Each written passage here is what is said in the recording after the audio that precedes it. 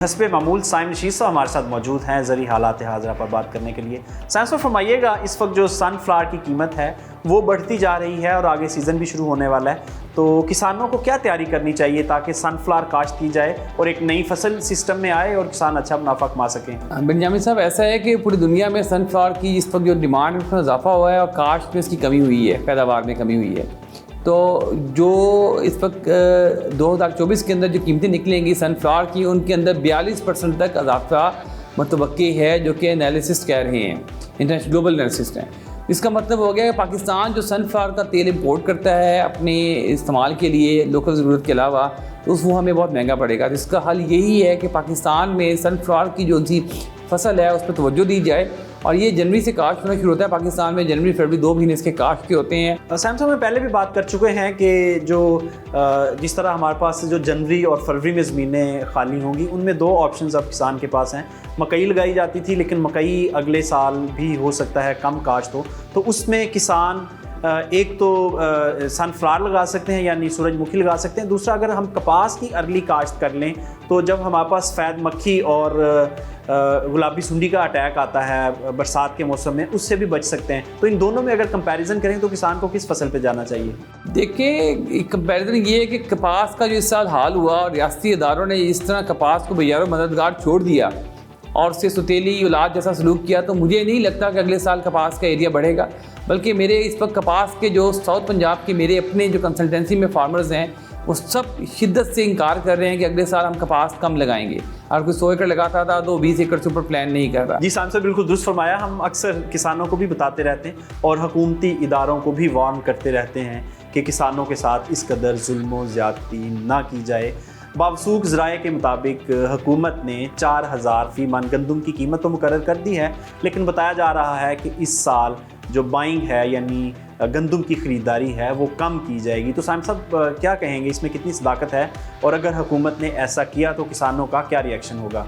ये एक बहुत बड़ा बहरान पैदा हो जाएगा। देखें, गंदम की इस वक्त जो कॉस्ट है, ठेका, पानी, खादें और बीज, उसके अंदर एवरेज 40% इजाफा हो चुका है। कम से कम इजाफा 40% है।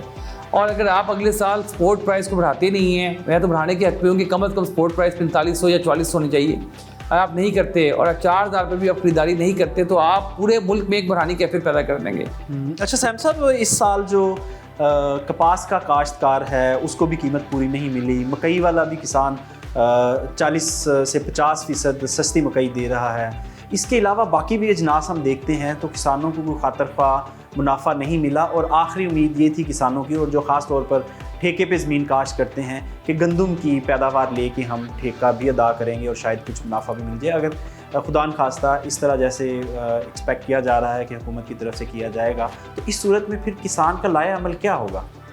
किसान का कोई लाया अमल नहीं है। किसान हमारा जो है वो बिल्कुल बेबस है, और अगर किसान के पास कोई लाया अमल होता या उनके अंदर यूनिटी इत्तेहाद होता या उनकी कोई ऑर्गेनाइजेशन इतनी ज़्यादा स्ट्रांग होती तो वो बहुत बेहतर पहले इस मसले को हल कर चुके होते। ये मसाइल आती ही ना। अच्छा, क्या वजह है हमारी जो एग्रीकल्चर की एसोसिएशंस हैं दुनिया में बहुत मजबूत है? आप इंडिया में देखें, ये फार्म रिफॉर्म्स एक्ट जो आया था, मोदी को बैकआउट करना पड़ा कि 6 माह तक एहतजाज किया किसानों ने, सड़कें ब्लॉक की, धरने दिए, बिल आखिर हुकूमत बैकआउट कर गई। लेकिन पाकिस्तान में हमें कोई ऐसी एसोसिएशन, कोई ऐसा धड़ा, कोई ऐसा किसानों की तंजीम नज़र नहीं आती जो इस लेवल पे कोई जो डिसीजन है गवर्नमेंट का उसको बैकआउट करवा सके। देखिए, पाकिस्तान में इस वक्त किसान इत्तेहाद के नाम से 5 धड़े मौजूद में हैं, इस वजूद हैं किसान इत्तेहाद के नाम से, पाकिस्तान किसान इत्तेहाद के।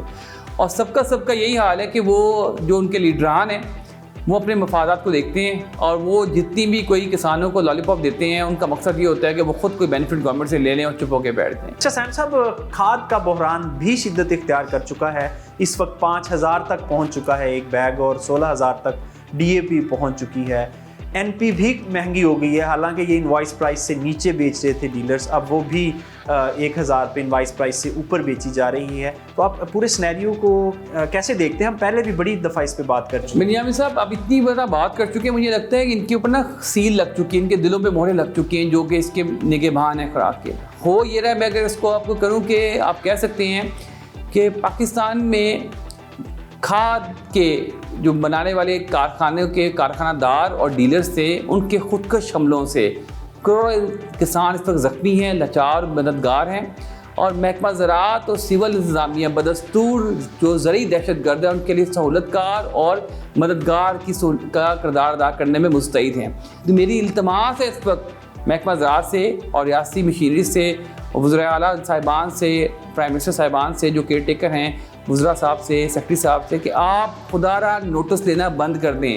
جب آپ نوٹس لیتے ہیں تو یہ کھادیں مزید مہنگی ہو جاتی ہیں. آپ اپنے نوٹس اپنے کمرے میں لیں، ان کو اناؤنس مت کریں. آپ کچھ کر نہیں سکتے تو چھوڑ کیوں نہیں دیتے ہیں اس کا پیچھا. اس وقت ہمارے ساتھ اسلم چودھری صاحب موجود ہیں، ان سے موسم کی صورتحال پوچھتے ہیں. السلام علیکم سر، فرمائیے گا آئندہ ہفتہ پاکستان بھر میں موسم کیسا رہے گا؟ اسلام آباد اور کٹھوعہ ریجن میں شدید سردی ہوگی اور بارش کا امکان ہے، جبکہ لاہور سمیت پنجاب کے اکثر مقامات پر موسم خشک رہنے کا امکان ہے. کراچی سمیت سندھ کے اکثر مقامات پر موسم خشک رہے گا. کوئٹہ سمیت بلوچستان کے زیادہ تر حصوں میں موسم خشک رہے گا، لیکن کوئٹہ میں بارش ہونے کا امکان ہے. پشاور سمیت کے پی کے مالاکنڈ، ہزارہ اور چترال وغیرہ میں بارش ہو سکتی ہے، اور جو ساؤتھ کے پی ہے اس میں زیادہ تر موسم خشک رہنے کا امکان ہے. گلگت بلتستان اور کشمیر میں آنے والے ویک کے دوران بارش کا امکان ہے. جی سر، یہ بتا دیں کہ مختلف علاقوں میں درجہ حرارت کہاں تک جانے کے امکانات ہیں؟ جی، اگر ٹمپریچر کی بات کی جائے تو آنے والے ویک کے دوران موسم زیادہ سرد ہوگا.